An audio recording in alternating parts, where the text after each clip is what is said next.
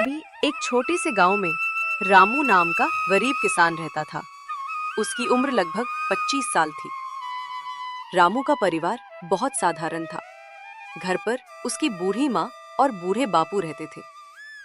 घर कच्चा था, छत से बारिश टपकती थी, लेकिन दिल में उम्मीद की लौ हमेशा जलती रहती थी। रामू का बापू भी किसान था, मगर उम्र और बीमारी के कारण अब खेत में काम नहीं कर पाता था। माँ दिन रात चूल्हे के पास बैठकर रामू के लिए रोटियां सेकती थी। गांव के लोग रामू को अक्सर कहते, अरे इतनी गरीबी में खेती करके क्या मिलेगा, छोड़ दे ये खेत, जा शहर में मजदूरी कर। पर रामू हर बार यही जवाब देता, शहर में मजदूरी कर लूंगा तो पेट तो भर जाएगा, पर माँ बाप का क्या होगा, इन्हें कौन संभालेगा, और ये खेत, ये तो हमारे बाप दादाओं की निशानी है। खेत बंजर हो चुका था, बैल बूढ़े हो गए थे और रामू के पास ना बीज थे ना ही खाद।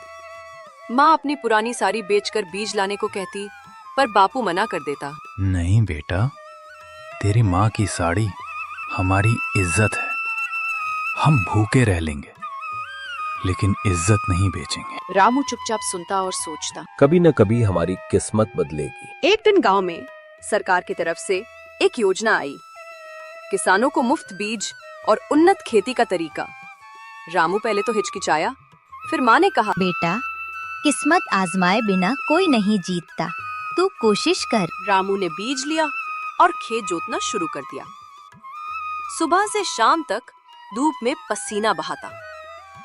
बापू कभी छड़ी टेक कर खेत तक आता और कहता, ध्यान रखना बेटा, खेत धरती माँ होती है, इसे मेहनत और प्यार चाहिए। दिन बीते, मौसम बदला और खेत में हरियाली छा गई। जहाँ पहले सूखी जमीन थी, वहाँ अब गेहूं की लहराती बालियां थी। पूरा गांव देखने आया। गांव वाले बोले, रामू, तूने तो चमत्कार कर दिया, तेरा खेत तो सोना उगल रहा है। रामू ने मुस्कुराकर कहा, ये मेरी मेहनत का नहीं, मेरी माँ की दुआ और मेरे बापू की सीख का फल है।